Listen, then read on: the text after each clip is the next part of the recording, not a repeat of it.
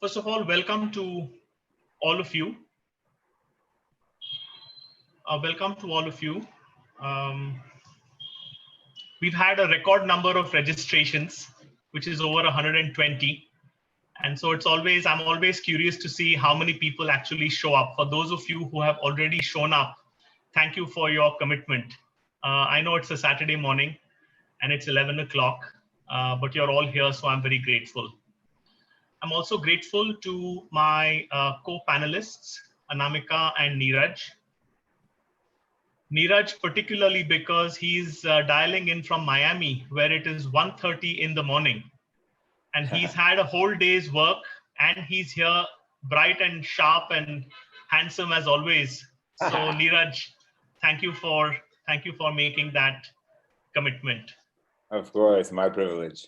So I would like to kick off by sharing my screen so I can just give everyone a little bit of intro and also tell you some of the hygiene elements. So permit me a minute to share my screen.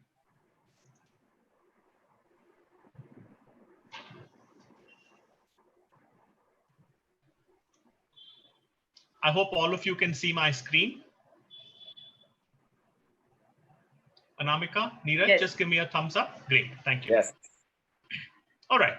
So I'd like to kick off by just giving you a little bit of an overview into Cancer Awakens, because Cancer Awakens is hosting this webinar. So for those of you who don't know who we are or what we do, this is our mission statement, which is that we want people to awaken, heal, grow, and thrive through the daunting cancer journey instead of suffering like victims or dying on schedule. So we really want to turn the cancer paradigm upside down. Our vision is that we want 1 million thrivers in the world, because if there are 1 million thrivers, we believe the global narrative on cancer will change. And we will do that by training and letting loose upon the world 10,000 Sherpas. I'll tell you a little bit more about that in a moment. So what do we offer?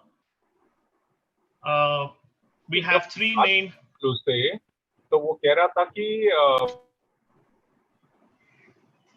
We have three programs that we would like to talk about. The first is the Thriver program, which is online coaching for individuals and families. The second is the Sherpa program, which is a training and certification program for people who want to become cancer coaches, become our Sherpas in other words. And the third is that we offer a holistic health questionnaire, or HHQ for short, which is a free online diagnostic to uncover your stressors and your strengths. I want to start off today's session by saying that we are not here to preach or prescribe. And I want to set that context right up here. We are also here to share, we are here to learn along with all of you. And the truth is that most people with cancer get decent medical care. But everywhere in the world, not only in India, but even in the developed world, the non-medical or the emotional care is generally poor everywhere. And we think that's a big gap. And as a result of this, we find that most people are unaware of the psychological or the emotional factors that trigger illness and trigger healing. So it's interesting that the same factors can both trigger illness and trigger healing, but we're not aware of them. And Cancer Awakens, we want to change that. And perhaps most importantly for today's session is that most people don't know cancer coaching or how it can help the individual or the family. So instead of trying to preach or prescribe, what we want to do today is simply to shine a light. We want to share some stories. We want to answer your questions.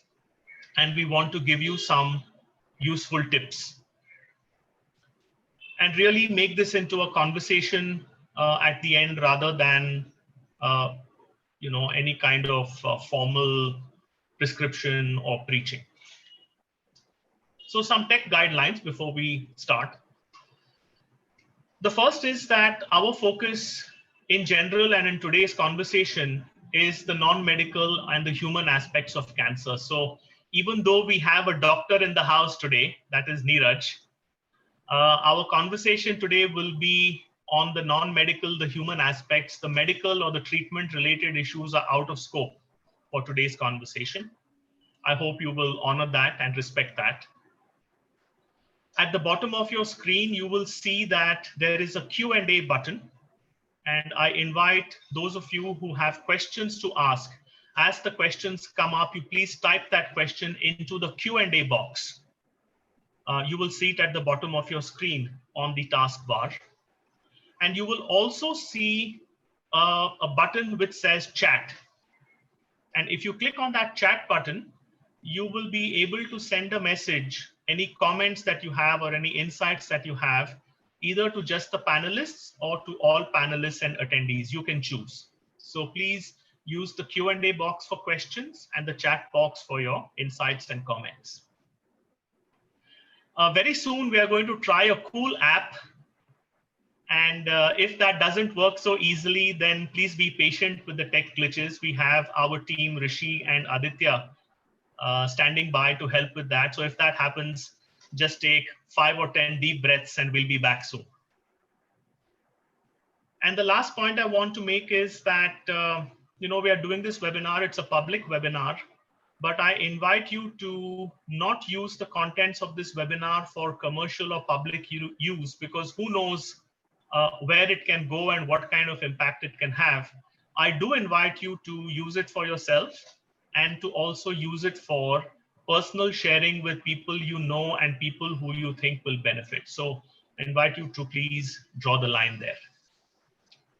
So that's all I wanted to say in terms of the guidelines. I'd quickly like to, I can see that a few participants are raising your hands. So let me just say that in the webinar, we don't really have much time to respond to people who are raising hands. So my request is, if you have something to say, please say it in the chat box. We will keep looking at it intermittently and coming back to you. So please don't raise your hands, because we may not be able to respond immediately and you will get tired keeping your hand raised all the time. So you don't need to do that. Just type into the chat box. So a quick introduction to my co-panelists. Anamika Chakravarty is both a cancer thriver. She has been through cancer twice, and she's a Cancer Awaken Sherpa, and she works with me in the Cancer Awakens core team. So delighted to have Anamika on this webinar. Thank you. Dr. Niraj Mehta is a practicing radiation oncologist. He is a movement artist, a choreographer, and he's a Cancer Awaken Sherpa. So he's a wonderful combination of having all the medical expertise and experience and also doing cancer coaching. So I think both these people's perspectives are going to be extremely valuable and useful today. So with that, I'd like to get into the content.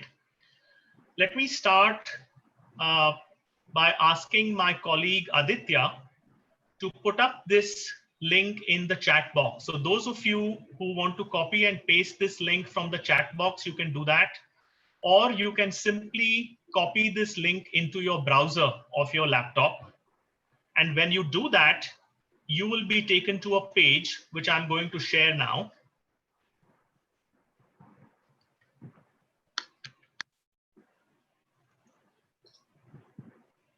Just give me a second, please.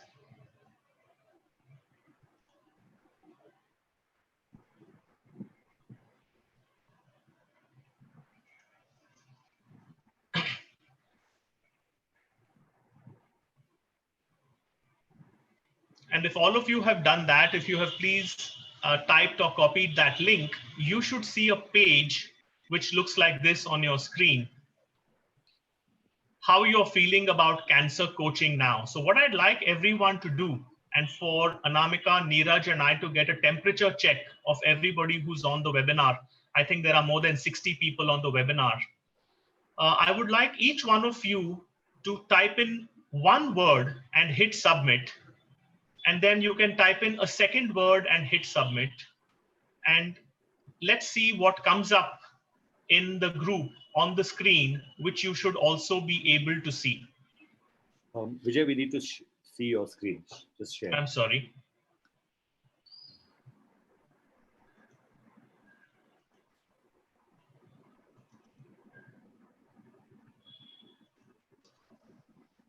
Can you see my screen now, Rishi? Yes, we can. Okay, great. So keep going, guys. Let's see what is your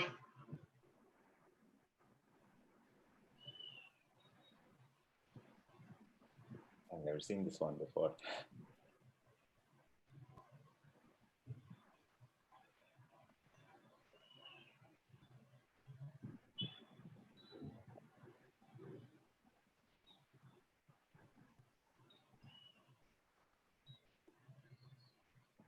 So it's wonderful to see what kind of picture images from the people who are right there. And it gives us a sense of, what it is that we might be able to do in this webinar today that would be of interest to you. So people are excited, hopeful, curious. Some of you are exhausted. People are feeling excellent, optimistic. There is hope. People are feeling positive. Some are inquisitive. Some are anxious. Keep going. Those of you who haven't yet done it, please. Let me see what's coming up on the chat meanwhile. Okay, so people have put in curious, excitement, curious, gratitude, hopeful, confident, new beginning, positive, empowering. So instead of putting it into the chat box, can you, if possible, please put it into the application that we are using so that we can actually see what everyone is feeling. So I'm going to keep this going for another 30 seconds and then I will lock the screen so that we can actually go in. So those of you who have something to say, please enter a one-word response and hit submit.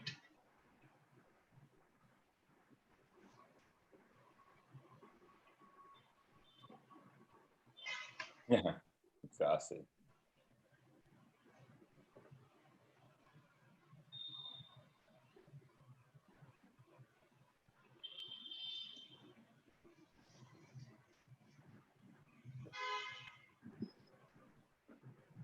So another 10 seconds, and then I'm going to lock the screen so we can start the rest of the webinar. So clearly, curiosity, hope, a sense of excitement, supportive, people are feeling good. And look at some of the words on the periphery or on the edges. They are also very interesting to note what the group is feeling like right now. So I'm going to lock the screen now. Thank you for that. Thank you for participating. And I hope you found that exercise interesting. I'm also going to stop sharing my screen and go back to our usual channel. So let's begin. So I'd like to start the webinar by asking my panelists, and let me start with Anamika. Anamika, can you tell us very briefly, why did you decide to become a cancer coach? So during my illness, when I went through cancer, a lot of material came across through family and friends on the mind-body connect. And then when I attended the Sherpa training that you conducted, all the readings that I did, all the things that I learned, there were some very interesting and new concepts that came, like the family constellation therapy, the Ho'oponopono, very powerful tools that are being used in different parts of the world. But I had really had no idea at all. And those things basically, just opened up a lot of possibilities for me. And I told myself that I have to share this with others. and ensure that their quality of life is enhanced, if not the quantity of their life. Thank you. So it looks as if all the new material that you had was your impetus for saying, I want to share it. And that's what made you become a Sherpa. Niraj, Yes. what about you? You're a practicing oncologist and a choreographer. What attracted you to being a Sherpa? I mean, I think it goes back down to what you put on your medical school essay, and I said that I went into medicine and oncology to heal, and when you understand how the field of oncology works, it's fascinating, but you also understand that there's certain factors that are outside of the scope of practice. And what that means is essentially you wanted to go beyond. And then I read My Cancer Is Me, and it pretty much summarized exactly what I was thinking. And that I immediately thought, well, how can I can contribute to putting this into practice and creating these novel endpoints and really pushing cancer in that way and the way it works. So that was my story. Thank you for that, Niraj. From my side, why did I get into cancer coaching? Well, first of all, I was very fortunate because, I got very good help in my early days of cancer. That is now 19 years ago. And ever since then, I've asked myself, why not others? Why can't others get the same high quality help in their early days like I did? So in a way, the seed was planted then for me. And then many years later, I decided that it's probably a good idea to bring together my 15 years of cancer experience and my 15 years of coaching experience and see whether the methodology of coaching can actually do something different in the field of cancer that had never been done before. So in a way, I am determined to help reduce the suffering that people feel, not so much in the medical space, but in the non-medical space. And really, that's the reason why I got into the field of cancer coaching and came up with this idea that, we want to be Sherpas. So that leads me to my next question, which is, this time I'll start with Niraj. What is the significance of the word Sherpa to you? What does Sherpa really mean to you? Well, I mean, first of all, for the audience, I didn't know what a Sherpa was until I was involved. A Sherpa helps you, guides you as you climb up the mountain. I mean, that wasn't the best definition, but in the sense that it really takes someone who is willing to face their own imperfections and understand that sometimes these things contribute to our own level of inflammation, which then translates into how we feel and stressors. So it takes someone who kind of wants to be a little bit conscious of what's going on in their life, both from a medical perspective and from an emotional mental perspective, and really being open to the field of science in general, not only the application, but what it implies, and then also themselves. So. Thank you, Niraj. Anamika, what would you say? What is the significance of the word Sherpa to you? Yeah, so in Cancer Awakens, we talk about the hardiness of the Sherpas, their expertise, their familiarity with the dangerous terrain, and the experience that they have at high altitudes, right? That makes them for a good guide, a good navigator, and a good mentor. So having been there, done that, as Sherpas, we can understand the pain, the dilemma, the anguish that a cancer patient goes through. And as Sherpas, we help the thrivers, the people whom we coach, to navigate through that arduous journey that they go through as after cancer or during their cancer treatment. Yeah, many people ask me, how did you come up with this word Sherpa? What is it? What did it mean for you? And I've always been impressed by the Sherpa from my trekking days when I was young. And I found it fascinating that here is a group of people that carries the load for the mountaineer. They navigate the terrain for the mountaineer. But for me, the most powerful thing was that they don't want the glory of climbing the summit. Yeah. That they want the mountaineer to climb the summit, and they are happy for the mountaineer to feel great about climbing the summit. So for me, that is the attitude of the Sherpa, which I really thought was valuable and something that we could bring into cancer coaching. So to me, the word Sherpa is very significant because, as an acronym, I like to say that the S of the Sherpa stands for shifting the mindset, or the H stands for harnessing resources. The E stands for enabling focus. The R stands for reframing the approach. The P stands for powering up determination.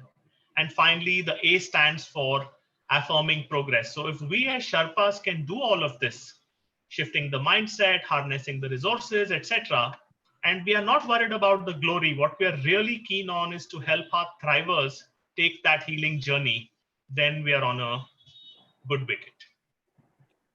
So let me ask you, and this time I'm going to come to you, Anamika. You've now been a Sherpa for some time, you're working with clients, etc. What does it take to be a Sherpa? What is it that you had to draw upon to be a good Sherpa? Okay, so we obviously have some hygiene factors that we have defined at Cancer Awakens to be a Sherpa. But I think for me, the main thing is for a Sherpa to go through that same journey of self-discovery, of self-awareness and self-development. It's a continuous journey, and along with the thriver, we go on that journey. So I guess that is one thing that you need as a Sherpa. And also being open to possibilities, being open to alternatives, and not really being stuck to what has worked for you or what you believe to be the truth for yourself. Because there are many versions of the truth. So you have to be open to what the thrivers feel and navigate them through their journey based on the concepts that you know. And what about you, Niraj? What have you found? What does it take to be a Sherpa? What would you like to say from your experience? I think from my experience, it's the desire to help another reach their own goals of care on their own agenda after they've evaluated the external scientific resources and techniques to evaluate their own inner resources. Quite simply, those two things, and to really help them make their lives as rich as they want to in their eyes. Mm-hmm. And if we are able to do that, as Anamika said, and as you, Niraj, have said, what is the benefit for the thriver? What is the end point? What do our clients get? Let's put ourselves now not so much into the Sherpa shoes, but into the thriver shoes. What do the clients get? So, I think, that's a great question, because at the end of the day, it's, what are we really doing aside from our desire? And really, the benefit or endpoint is quite simply defined, I would say, as like a improvement in what we say, the overall quality of life, as defined by our the model, which basically divides our stressors into the physical, which we all know, right? Diet, exercise, the mental, which is a little bit obscure, limiting mental beliefs, the emotional, which we all know and feel, but we can't describe, the relationships we have in life, and the spiritual domains. And therefore, you're able to really assess what that impact can be on somebody and really help them achieve even larger endpoints outside of that. But we can define those things. Now, in that context, since you mentioned about the endpoint of quality of life, the role of a coach, what it takes to be a Sherpa. I know, Anamika, you wanted to raise this in this conversation really about what's the difference between coaching and counseling. So do you want to just raise that and I can respond to that question? Yeah, so as my role as the first point of contact for most potential thrivers, and also on an ongoing with the current thrivers, I find that a lot of people have, they don't have the clarity on what is coaching versus what is counseling, what is therapy. They somehow sometimes use these terms interchangeably. For them, it means the same thing. they're not able to distinguish. And therefore, when we talk about cancer coaching, they sometimes even compare our services with some counseling services. So maybe this is a good time for us to, in short, differentiate these terms that people use very loosely at times. So let me take a shot at that, and for that I'm going to share my screen again. Just give me a second, please.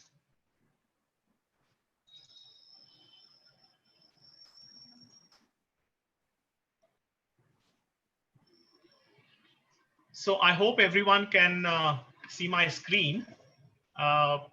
This is a question that, as Anamika has asked, we come across this question all the time, and it's taken me quite a lot of time and effort and research talking to some really top experts, both in therapy and in counseling and in coaching, to try and distinguish and try and see, what is it that we are really trying to do. So bear with me for a couple of minutes while I walk you through this slide step by step. So the first thing I want to say is that all of these three things, therapy, counseling, and coaching, have something in common. And what they have in common is that they are all trying to provide a helpful relationship. And that helpful relationship supports the client's health and growth. And all three do that via a neutral and a non-prescriptive approach. This is very important. There is the concept of a helpful relationship. There is the concept of supporting the client, but we do this through a neutral and a non-prescriptive approach. So whether it is therapy or counseling or coaching, this is common. But there are certain differences which I would like to share with all of you today.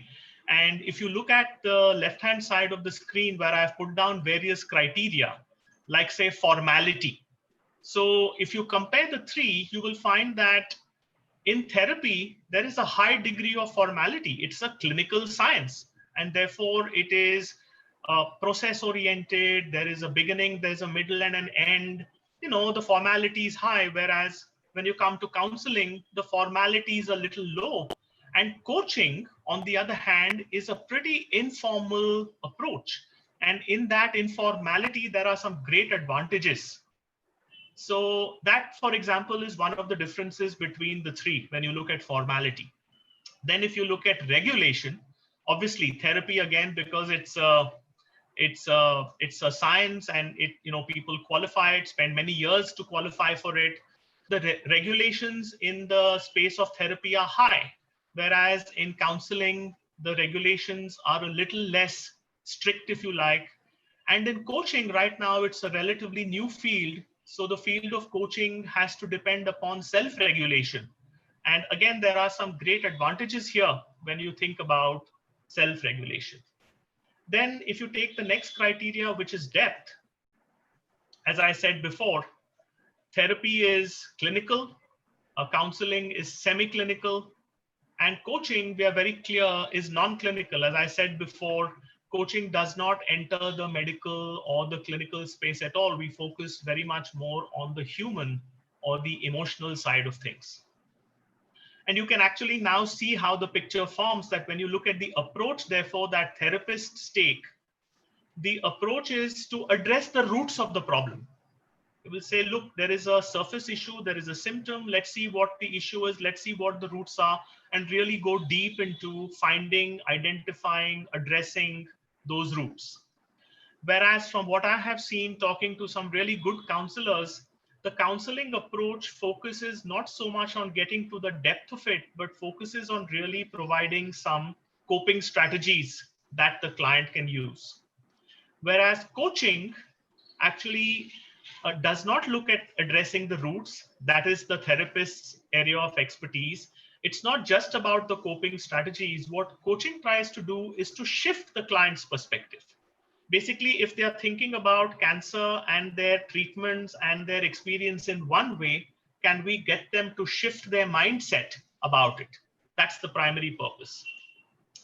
And therefore, if you look at the orientation that therapists take versus counselors versus coaches, then the therapist usually looks at what aspects in your past have brought you to where you are today. and to disentangle and to deal with some of those issues. Whereas broadly speaking, the counseling fraternity, the counseling experts focus on where are you today and what can you do about getting to the future. And in that extent, to that sense, coaching is the same as counseling, which is it has a present to future orientation. And when you look at the duration, you find that therapy is, because of all the stuff that I have described before, therapy is usually a long process. Whereas counseling, the duration of the process is not as long as therapy is. And we find that in coaching, there is a set duration. It's a pretty short duration. And so what coaching does, therefore, is that it fills up a certain gap that was left in terms of helping people with certain kinds of issues that perhaps therapy and counseling may not be ideally suited for. So I just want to close once again by saying that I've tried to identify what are the common elements, what are the differentiators, but perhaps the most important thing that I want to say is that all of these are extremely effective. The only difference is that coaching is relatively new. So with that, I want to just give everyone a minute or two. I'm pretty sure that you may have questions arising as I'm going through this slide. So maybe you want to click on the Q&A button, those of you who want to, and let me just give you a minute or so to do that. Click on the Q&A button, and if you have any questions about this, then please put them in and we will answer them a little bit later. Don't be shy.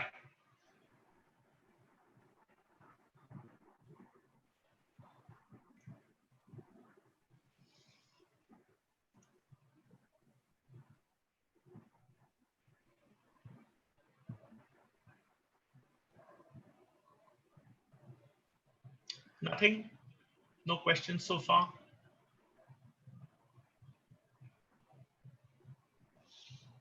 Okay, all right, no problem.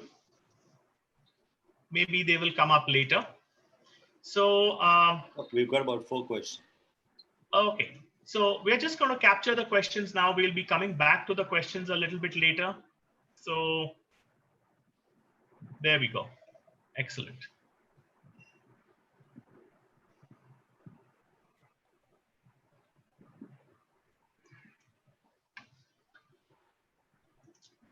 So let me go to, now we are really putting ourselves into the shoes of the thriver, our clients, the people who are actually taking up these programs and trying to benefit from cancer coaching, as I have just described it. And, we hear some very common questions. So I thought, why not take up those questions and try to answer them in the webinar?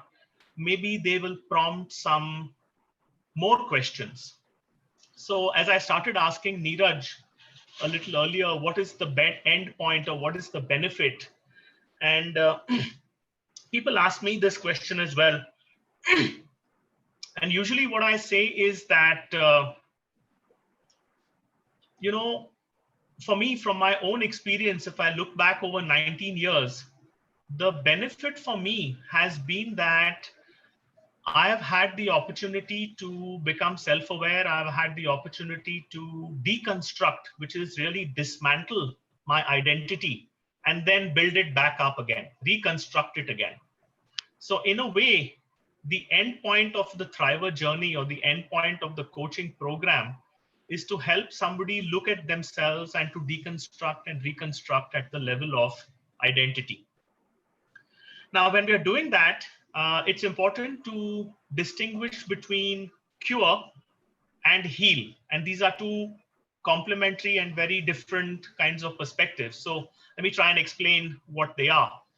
So cure is something that focuses, it's an approach that focuses on the disease or it focuses on the organ. So if somebody has breast cancer, then the people, the doctors and the specialists who are focusing on the cure part of it are really trying to eliminate or reverse or control the disease. And that is where the medical practitioners have a lot of power because they are the experts, they are the trained practitioners, they know what to do and they will tell us what to do. But the healing side of it is very different. The healing part of it focuses on the person. It's not focused on the tumor or the organ. It's focused, as Niraj said, on all those 5 aspects, right? Physical, emotional, mental, and so on.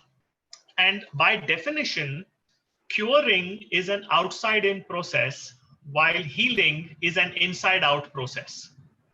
And so therefore, the benefit for our thrivers using the coaching program is to say, how can we help you to activate that healing mechanism that is inside of you so that it can help you in your journey? So with that endpoint in mind, the next question that comes up very often is, okay, so what is expected of me? If I look at cancer coaching as a possibility, what are you asking me to do? So maybe I will ask Anamika to share from her experience, and she interacts with both our clients as well as our Sherpas. What is primarily expected? How would you answer this question? Okay, so as a Sherpa, I have already shared that you have to be on your own journey, as you also just mentioned, of self-awareness, of self-development, and be open to possibilities. Similarly, for the thrivers, they also have to be open to possibilities and to be open to the process of inner healing. Um, there's a lot of what do you say, resistance, I would say, to that process. And I think if they are open to that, it will be a much smoother journey. Thanks, Anamika. Niraj, what would you like to add?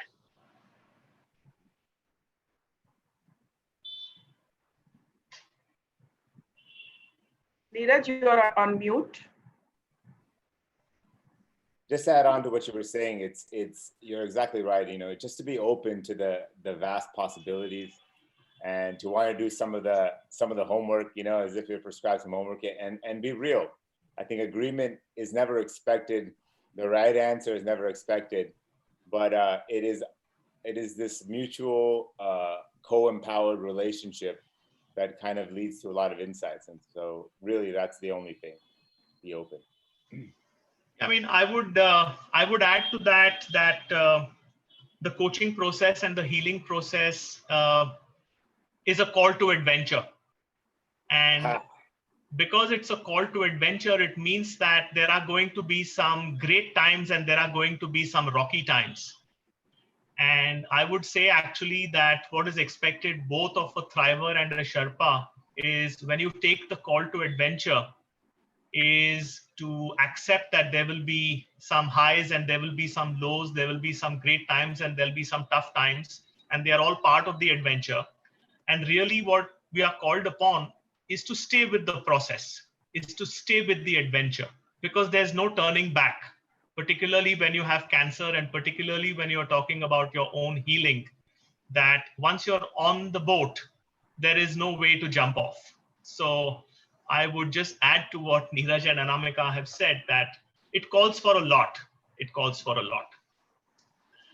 Another common question that we hear all the time is to say, this sounds good. Intuitively, it makes a lot of sense. But hey, is there some science? Is there some basis? Is there some substance to all this stuff that you guys are talking about? You know, the mind body connect and, you know, all of that. So since, let me start with Niraj and say, Niraj, what would you like to talk about? And what would you like to share from your perspective, from your training, on this whole idea of scientific evidence for the holistic and integrated approach? Yeah, I mean, let's switch the semantics a little bit, like you said. I mean, in terms of how we feel and symptoms, there's an abundance of evidence from the Society of Integrative Oncology, the Institute of Functional Medicine, that really demonstrates how your mental and emotional state affects your immunity. And that's just fascinating stuff. And I think we all know that, we all feel that. But now there's also collective evidence that's sort of pointing to a role of chronic stress in cancer growth and metastasis. So now not only do you have an endpoint from the perspective of how you feel, but there's an idea that, you know, inflammation can also affect outcomes on the very medical sense. So really, these are two things that I always kind of keep in mind. One, I mean, it's obvious, quality of life, here we go. And this other that we're kind of investigating, but we're investigating that together. And so it's like, it's a very powerful combo. Anamika, from your standpoint, what evidence-based information or would you like to suggest or would you like to offer our viewers today? Yeah, so people are always, wary of what they call as alternative therapies, alternative treatments. I like to call them complementary therapies. And one of the things that I do actively is do, different art projects. I color, I doodle, I do various, creative work. And this research that has been done by a professor from the University of Hull in UK is a gentleman called Leslie Walker. He has done some research with breast and lymph cancer patients, practiced guided imagery, which is basically visualization, right? And his research said that such people who do practice guided imagery, they live on an average 2.5 years longer than those who, in the control group who did not use that. And of course, we don't know what the quantity, whether the quantity of life is that important, but it also says what was the quality, right? That because of this guided imagery, their immunity improved. There was a significant increase in their natural killer cells and in their T cells.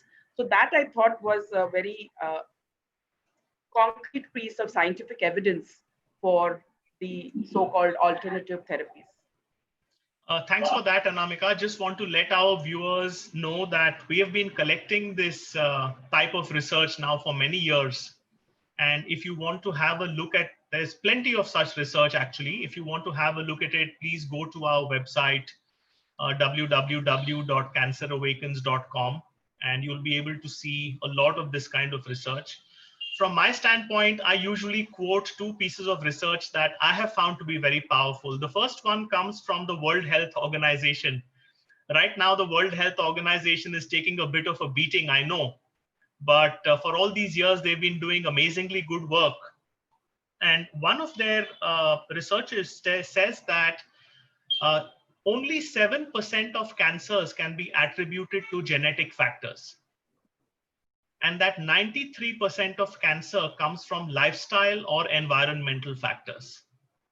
Now, for me, this is a huge insight, because if you look at the modern discourse, if you look at what's published in the media, it feels as if it's the opposite, that we tend to pay so much attention to the genetics, the BRCC gene and, all kinds of things, but we are probably not paying enough attention to lifestyle and environment, which accounts for 93% of cancers.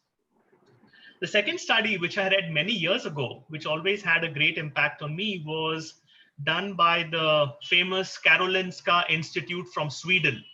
It's a very famous scientific institute. And they did research among 44,000 twins, pairs of twins. And what they found was that the cancer incidence between twins was not the same. It was not identical. Now, this is a very important piece for me as well, because twins have the same DNA. And despite having identical DNA, the cancer incidence is not the same, which means that there are some other factors at work. And so for me, I find that, this kind of research, the one that Niraj has quoted, the one that Anamika has quoted, and what I have quoted, might give us some more confidence to say that, look, the complementary approach has many positives that we could potentially look at. Okay, I realize that we are almost at 11:45, and I want to make sure that there is plenty of time left for questions. So let me just go forward and let me just do like a rapid fire, maybe in just a minute or two before we open up the question thing. Anamika, as a Sherpa and as you've been working with your thrivers, what has been your biggest thrill? I think it's when the thrivers have their aha moment, right? Whether they acknowledge our role in the process or not, but through the coaching process, they have this aha moment where they realize something about their lives, which has been there all along and they've not been able to see. And as Sherpas, as we've already explained a lot about Sherpas, we are happy to see that, they are empowered with that knowledge. Niraj, your rapid fire question. What's your biggest thrill or fulfillment as a Sherpa? Biggest thrill is definitely the exploration of someone else's quality of life, someone else's interpretation of the evidence that they will review both externally and internally. And then seeing how potentially this could be connected to inflammation at the cellular level. So, we're going from the person down to the cell, and it's that exploration. That's the thrill. And let me stay with you, Niraj. By contrast, what's your biggest challenge or frustration as a Sherpa? It's when we get caught up in words and semantics. And I think it's nice, though, because it gives us an idea of where to go, right? Words are like maps, but sometimes emotions, stressors, mental stuff that lies behind that.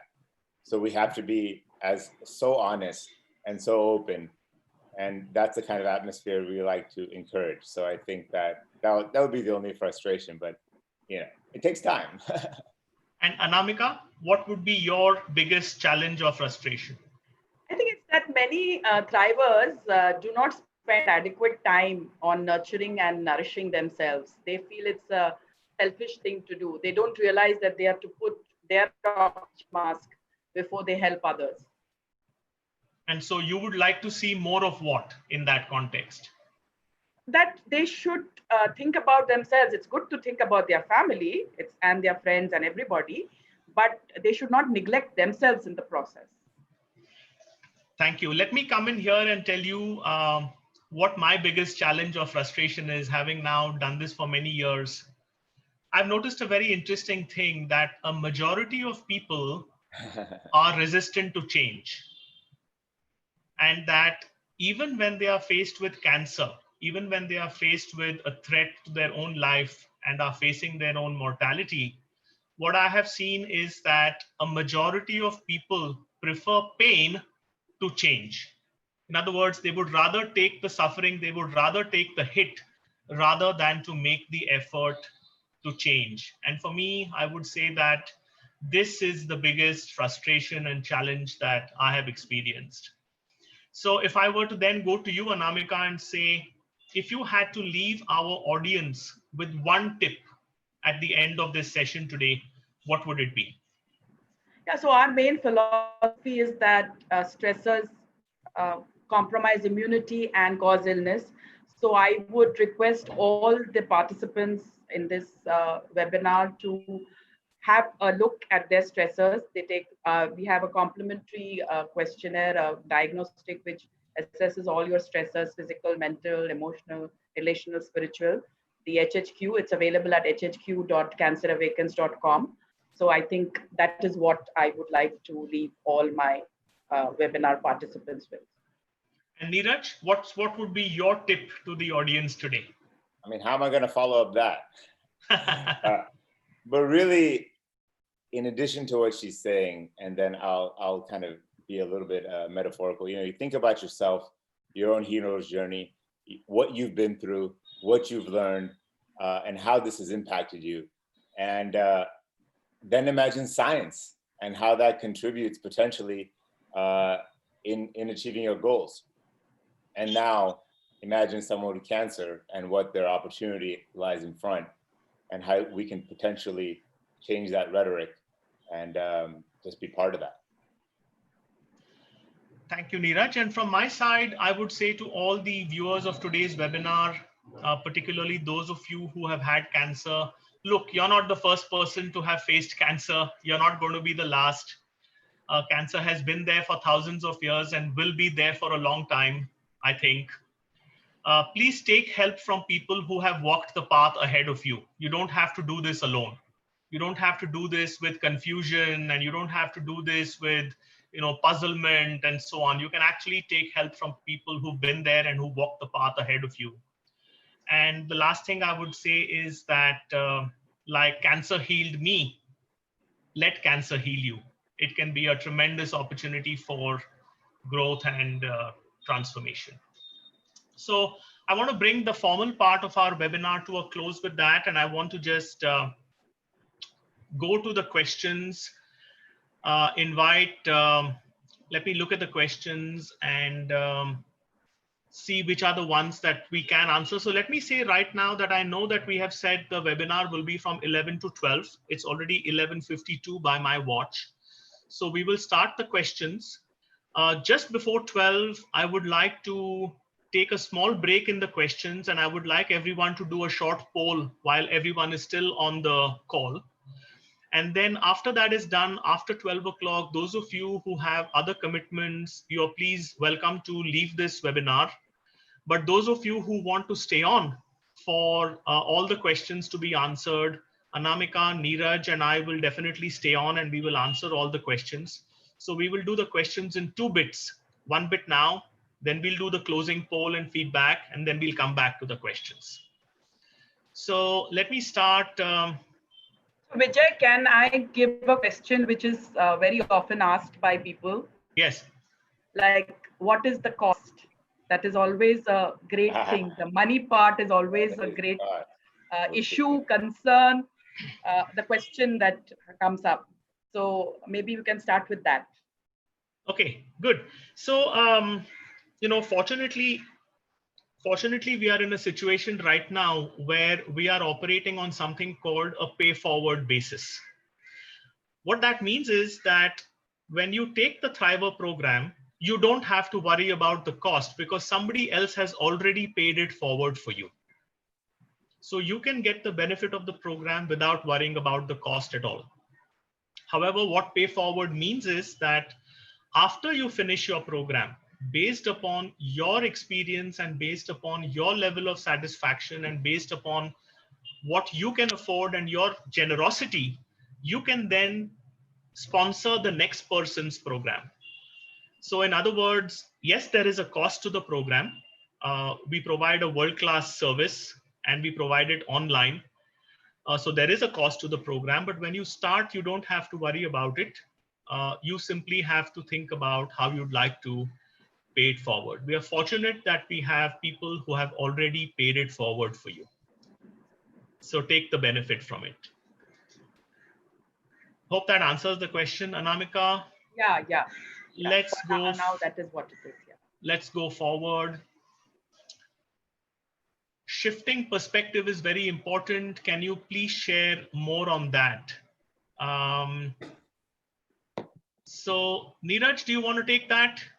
Yeah, keep it very short so we can do a lot of questions. Yeah. I'm going to give it the practical response. As a physician, as anyone that's ever prescribed anything, you're recommending someone to change.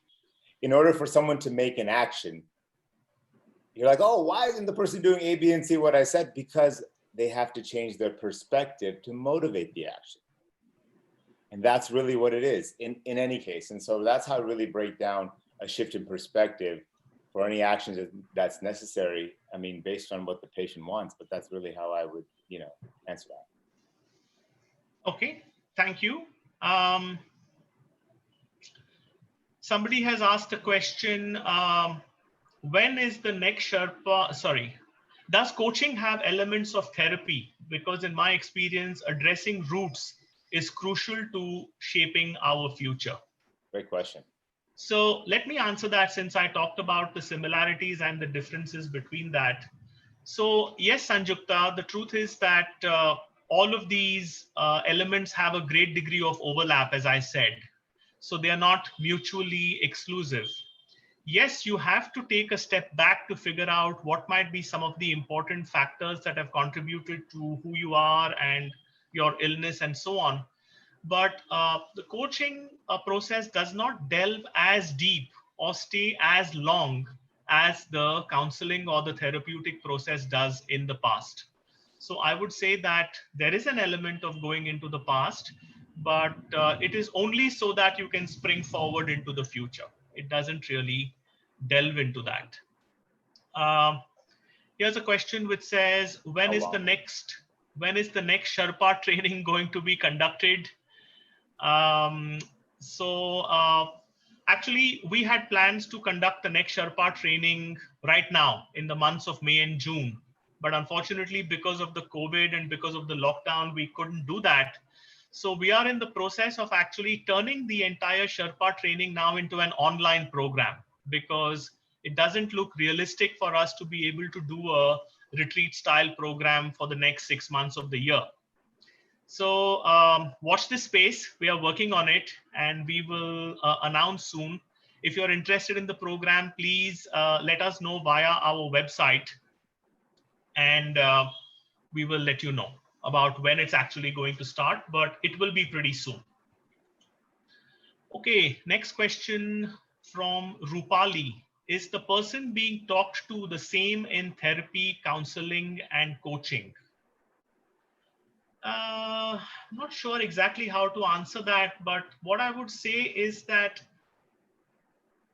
in order to do the comparison and show you the similarities and the differences, we have assumed that it is the same person. But I would say that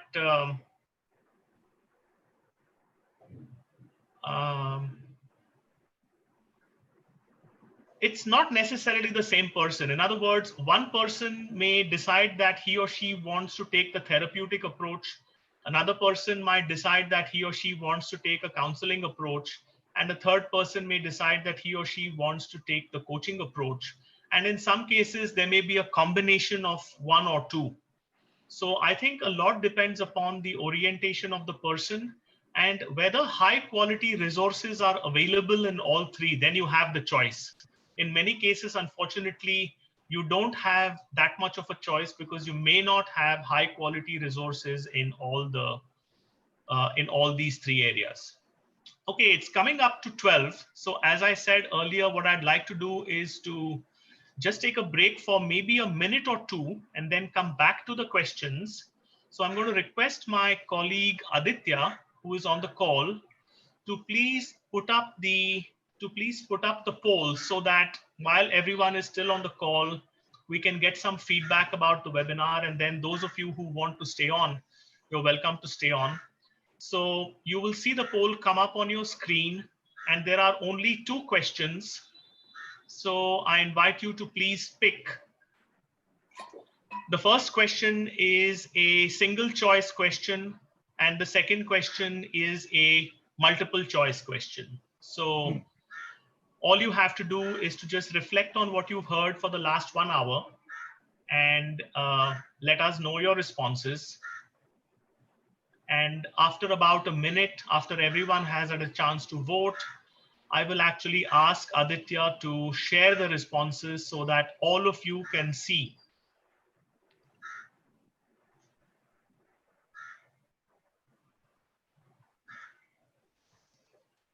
So right now I can see that about 28 out of 47 people have voted.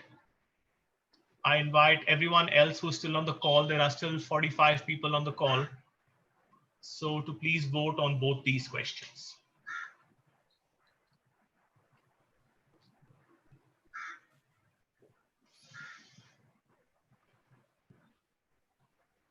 Okay, we are up to 34 now.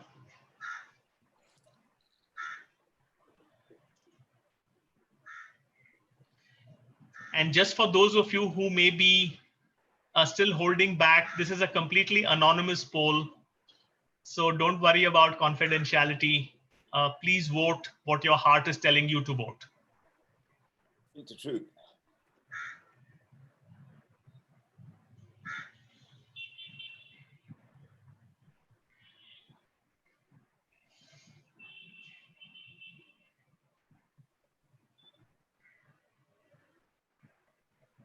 Okay, I'm just going to keep it going for another 30 seconds and then we will end the polling. Right now, I can see that 37 out of 47 have voted, which is fine.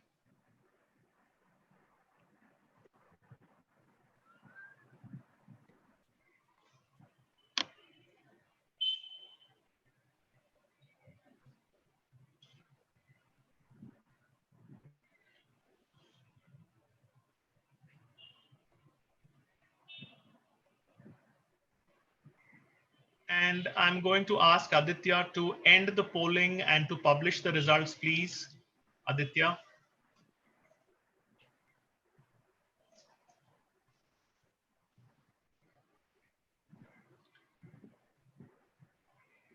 Okay, so it looks as if about 60% of you found this webinar to be interesting, 18% of you found it to be eye-opening, and 24% actually said it was amazing. That's great feedback. Thank you very much for that. And in terms of your interests, about half of you are interested in looking at the Sherpa program. Please contact us. I will share the links in the next slide. Another 50% of you are interested in taking the HHQ. That's great as well.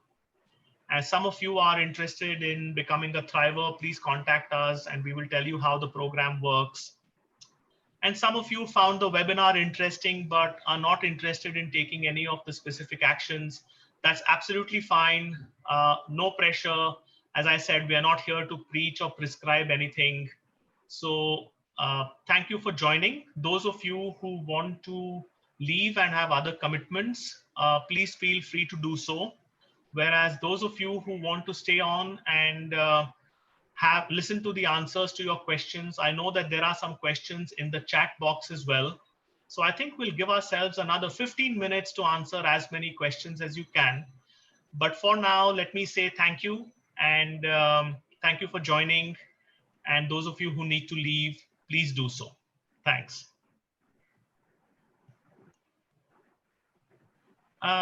Let's go back to the questions.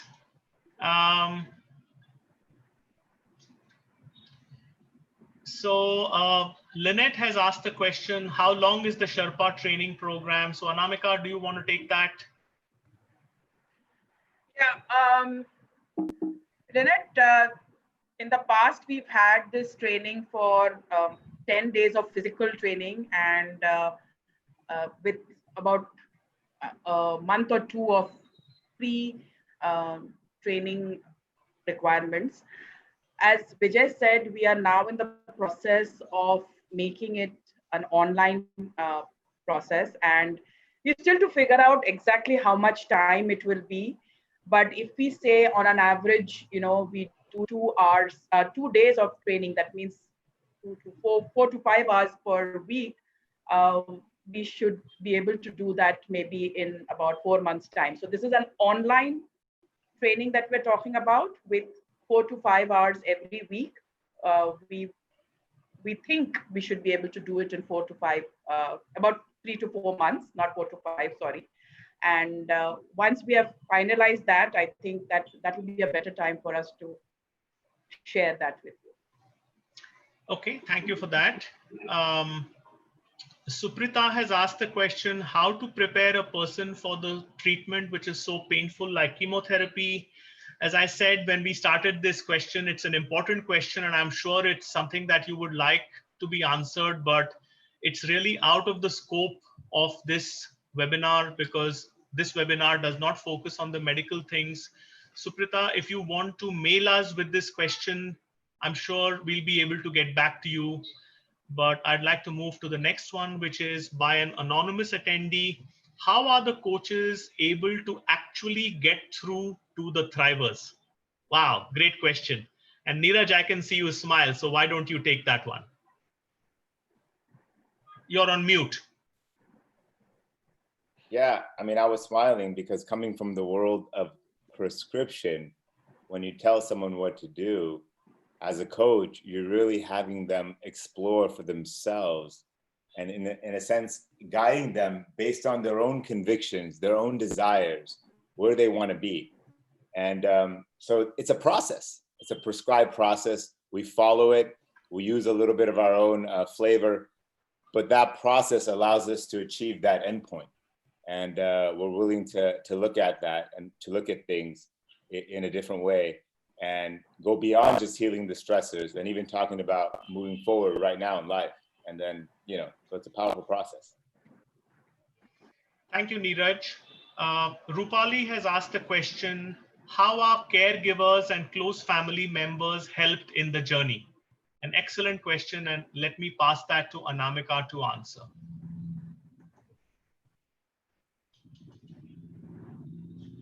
Anamika? And she's frozen.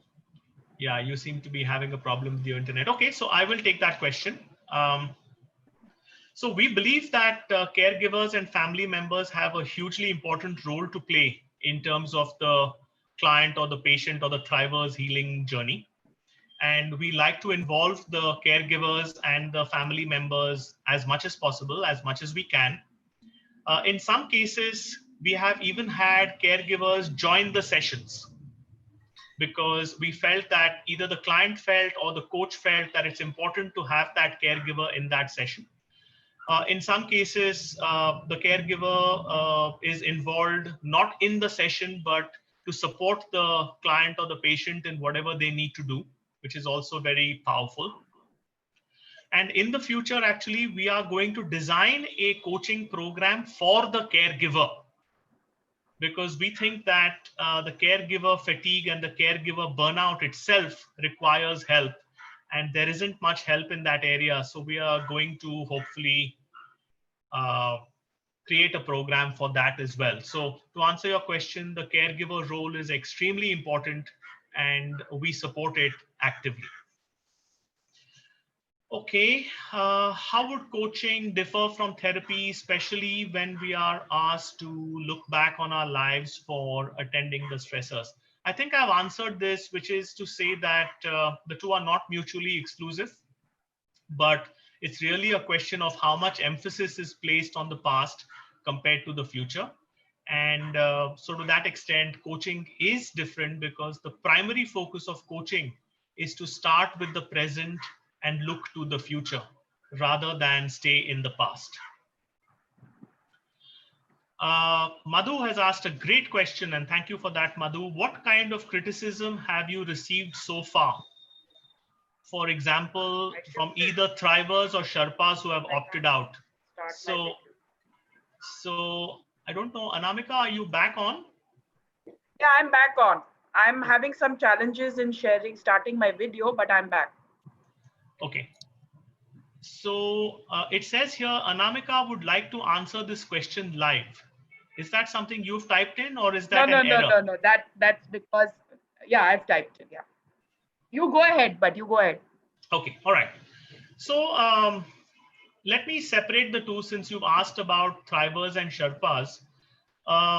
Actually, the only thrivers who have opted out from our program so far, Madhu, have been people whose medical condition has not allowed them to continue.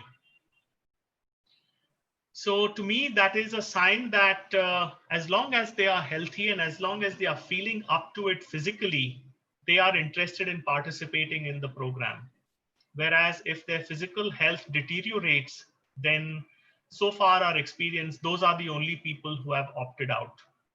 Whereas in the case of the Sherpas, some of our trained Sherpas have indeed opted out after going through the training. And I think some of it is quite natural because the training is quite intense. The expectation from the coaching program is quite intense. And for some people who felt that honestly their life priorities are such that they are not able to give the time or to give the attention, and they've said, look, we don't want to do our clients a disservice by just being halfway there. So we would rather support Cancer Awakens from the outside rather than be active Sherpas. So some of them have dropped out for that reason. Some of them have dropped out because they felt that it was too painful to be in a cancer coaching environment and deal with the difficult issues of cancer. They felt as if they were not ready to actually get into that space, having now understood what is being asked of them.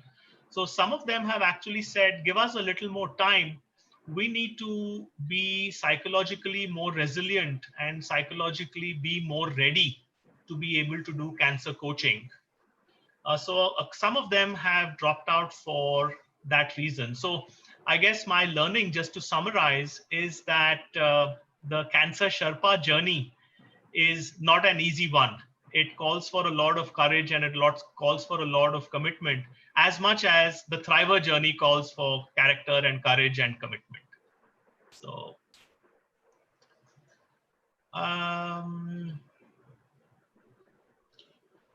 Supriya has asked the question, do Sherpas spend one-on-one time with those supporting if needed? This would be very, etc. Yes, the answer to this question is yes. As required, we do spend some time with the caregivers if required. Anjana has asked the question, so how does a Sherpa get his clients? Actually, the Sherpa doesn't have to worry about getting the clients. It's what Cancer Awakens does. The thrivers approach us directly, or they may approach a Sherpa directly. It really doesn't matter. In fact, what we try to do is we try to match the Sherpa with the client very carefully. Because what we have seen is, for example, that if a client has breast cancer, and if the Sherpa has also been through breast cancer, then that fit and that empathy is likely to be very powerful. So our attempt is to actually match the thrivers with the Sherpas based on the type of cancer that both have experienced. Now, this may not be possible all the time. And if that is not possible all the time, then we at least try to match gender. So for example, if let's say there is a gentleman who is dealing with prostate or testicular cancer, then we will obviously try and find a male Sherpa for that person so that the empathy and the understanding is greater. And similarly for women's cancers. Kavita has asked the question, how does one advocate oneself as a coach if you're not a thriver or not from any psychology or medical field after Sherpa training? So Kavita, one of our important criteria for Sherpa training is that you must have some personal experience with cancer. It's not necessary that you should have cancer yourself, but if you've been a primary caregiver, or if somebody in your close family has had cancer and you have observed it very closely firsthand, then you can come for the Sherpa training. But what we have realized is that if you don't have that personal experience, then your level of understanding and empathy with the clients may be a bit of a stretch. So I suppose I have to ask you the question, and maybe we can talk about it separately, that do you have personal connection with cancer, either yourself or through a close family member? And as I said before, you don't need to advocate yourself too much as a coach. That is something that we will do together with you. Anjana, Vinod, how does one enroll? You need to just go to our website, Anjana, and you can either type in Thriver program or Sherpa program, and you can enroll, and we will tell you what the next steps are. Pradeep has asked the question, do you have a further breakdown of 93% of the non-genetic factors? No, I don't actually, Pradeep, and it's a good question. I will go and look for that and see what we can actually find. As I said, the broad classification is from WHO, the 93% is environment and lifestyle factors. That's all that I know. But since you asked the question, I will. That's a phenomenal question. Phenomenal question. Great question. Kanchan has asked the question, can other therapies be applied to complementing? For example, Reiki therapy and coaching if required, counseling. Yes, Kanchan, when we talk about holistic and integrated, it means that we are talking about tailoring and combining different modalities that will work best for the client. Okay, and that includes Western medicine. So as far as I'm concerned, a process is not holistic until it looks at different aspects of the person's life and also looks at different modalities or treatment approaches. So yes, in order to be successful, it is important actually to bring together not just energy approaches like Reiki or psychological approaches like therapy or counseling, but it may also be important to include actual medical approaches that sometimes people tend to ignore. So that's the only way in which a healing journey can be truly holistic and How do you pair up the participant with the right coach? I think I've answered this, so I'm not going to go further into that. Aditya, please give me your mail ID. I have some question. Sure, we can type that up into the chat box. Yeah. Nice Before comment. Kaushiki has asked a question, before I can even think of becoming a Sherpa, how do I answer the HHQ and join the Thriver program? That's very easy. You can do that on our website. And for a moment, since many people are asking the question, let me just share my screen and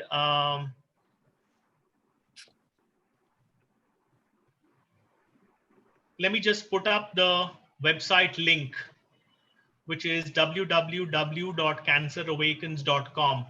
Basically, all your questions about how to contact, where the details are, how to sign up for the Thriver program, how to sign up for the Sherpa program, where to take the holistic health questionnaire, how to get a free 30-minute consultation with the Sherpa.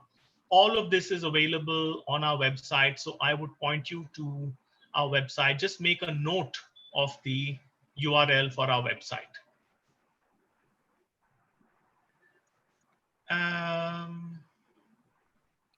So I am a PCC ICF certified coach. Can this be an added advantage? Says Anjana. Yes, it can be, but my strong recommendation is don't make that your primary motivation. Your primary motivation should be to actually help people become thrivers. And then yes, it can be an additional string to your bow. All right. As coaches, Maria is asking, what do you ask from a thriver as you work together? How do you keep him, her on track when there is low morale? What a beautiful question. So I'm not going to put Niraj on the spot on this one. I'm going to put Anamika on the spot on this one. I type one up. How about Anamika says it and then I'll say it because it's a good question. Yeah, Anamika, why don't you take that? How do you keep him or her on track when there is low morale? I guess just through our speaking to them, sharing with them our stories, motivating them, goading them to see the benefits that they would get when they do the work that they have to do. Yeah, so there is a lot of work that thrivers have to do because, as we said in the coaching, it's actually the thrivers who do most of the work. We as coaches only guide them. And we have to just be patient, motivate. So sometimes one of my thrivers just rescheduled his session and, last minute actually. And you have to be patient with them, help them in every way that you can. I guess that's how we keep them motivated to go through that journey. Thanks, Anamika. And the last question is from Kavita. Then we'll go to the chat box. If people I think Niraj wanted to say something. Oh, sorry. I'm sorry. Niraj, please jump in. I think I answered it, but I don't know where it came. I can't read it again. Okay. Yeah, no, I think that, it's a great question. I think that quite literally, we simply ask them to do some homework. And the homework is the exploration, almost going back to school, even when it's difficult, maybe not perfect, not the routine, to see what we can come up with together. And then there's a process supporting us. So trust in that process. And I think we keep each other on track by coming from a perspective of non-judgment. And that sometimes in the low morale lies the thriving element. So in essence, we're both in this together. We both keep each other accountable, but there needs to be a mutual understanding of intent and trust both ways. Thank you, Niraj. That's a great addition. And the last question is from Kavita. Most times thrivers are resistant about coaching. So how do you approach? Well, what we are doing in this webinar is a way of approaching We approach them through our newsletters. We approach them through our social media. We approach them through conferences and personal contact and referrals and so on. And in a way, we would all ask you who are on this call and who have benefited from this session to actually become our ambassadors and become our advocates and let people know that this is something they could at least investigate and hopefully take seriously. So that covers all our questions. Again, thank you for staying on. It's almost 12:30. But I'm just going to go into the chat box and see if there is anything important here that we have missed. One was I would request you to contact some cancer hospitals. People know about the programs. Yes, that is a good idea. And we are in touch with a few people. Somebody has said, is the webinar going to get recorded? Yes, it is being recorded. It's being streamed right now on YouTube, and a recording will be available on YouTube. Let's see. How can coaching help prevent cancer? So that's a great question. And the essence of our approach, whether it is prevention or whether it is rehabilitation, is the same, which is how do you keep your immunity in tip-top condition? And so if we were to work with somebody, let's say somebody who has cancer in the family and is very concerned that the cancer might be transmitted to them through their, hereditary or through genetic factors, then essentially the kind of effort that we would take would not be very different, because it would still be about saying, how do you look at every aspect of yourself? How do you weed out your stressors? And how do you keep your optimum immunity going? Because that ultimately is your best defense against both the occurrence of cancer and the recurrence of cancer. So the answer to both questions is very similar. Brinda, I don't know if you're still on the call, but if you are, then that's our question. Let's see. Acceptance, surrender, positivity. Most times, Kavita asked, we've answered that question. Brinda has asked the question, how often should the HHQ be taken? Life has changed. Yeah, I would say that anything more than once a year is too much, because life may have changed. I don't know if you will have changed all that much. And so if you want to take it more often, you're obviously welcome to do so. But I don't know if it will show that many different results. So I would probably say a good rule of thumb is maybe once a year. Niraj, do you want to add something to that? You're on mute. No, I would say that that's a reasonable endpoint, but I do think that given the depth of what people are interacting with, what they already love, what they already like, I think that sometimes changes and perspectives shift all of a sudden. And so it would be nice to get a little bit even more like Q3 months, Q6 months. And it'll be interesting to see how this can actually change, because it's something we assume that everything takes some time, and yes, maybe so, but we never know. So it might be interesting. Uma has asked a question, do you recommend genomics testing? And I have no clue about what that involves. And Niraj, I'm going to toss that into your lab, because you're probably the best person to answer that. Yeah, I think a blanket question like that, I wouldn't be able to answer fairly, but clearly there is a role of genomics in certain types of cancer. So if you have one or know somebody diagnosed with one, and there seems to be a role, I think it's reasonable for someone to present that role to you, and then you can decide, oh, okay, this makes a lot of sense for me. You see what I'm saying? So based on what the details are, I think that recommendation for genomics testing could be very different, but it can be valuable.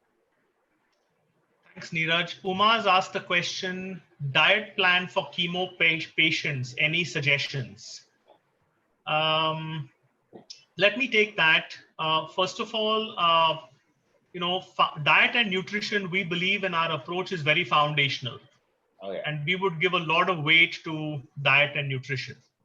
Having said that, diet and nutrition is very personal and it needs to be very individualized. It needs to be individualized to the type of cancer, to the type of chemo, and to the type of person.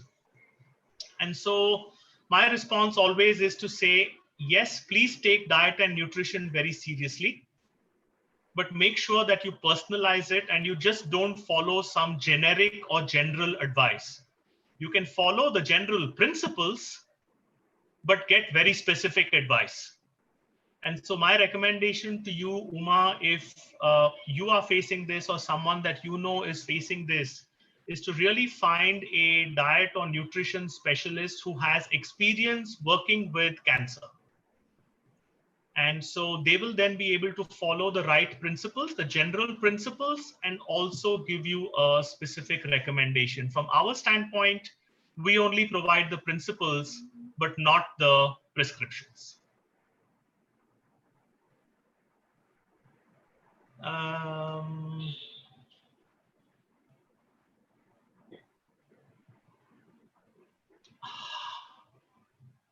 How to help with the finances? Do we have a definitive plan? This is from Uma. Uma, please contact us separately, and I think we can have a conversation around that. Yes, so that I think brings us up to the end of all the questions and all the comments. There are still 23 of you on the call. I'm really amazed at your fortitude to stay on with this for beyond an hour. Thank you all. My big thanks to Anamika and to Niraj. Niraj, it's 2:30 in the morning for you or 3 o'clock in the morning for you. Thank you for being awake and thank you for having contributed. Thank you to Rishi and to Aditya, our tech partners, for keeping us all going. And obviously a big thank you to all the attendees for participating, for engaging, for asking the questions and all of that. I'm sure we will have more such webinars and you are more than welcome to join us for all of them. So with that, thank you and goodbye, good morning, good afternoon, good evening, good night, whatever is appropriate for all of you. Bye, Cancer, bye everybody. Cancer awakens. Yeah. Yes. Good one. Bye everybody. Bye.